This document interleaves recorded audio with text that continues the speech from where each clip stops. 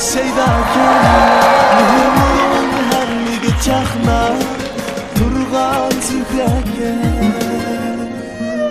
ana yüregim lava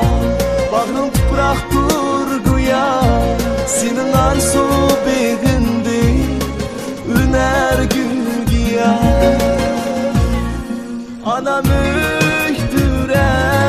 canım anam tayancı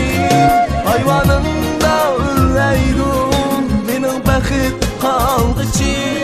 ben seni tağdım desem tağlar bizini əkdi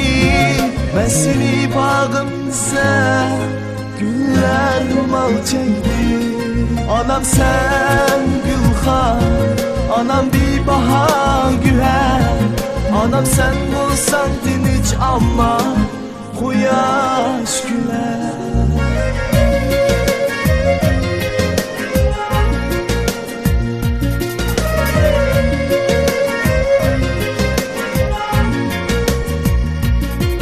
ana sen çekken cefa oğlumda vapa kılmen ben çokum lazımlı adam ayım sen yıldızım asmanımdaki aydınlığa baş koygan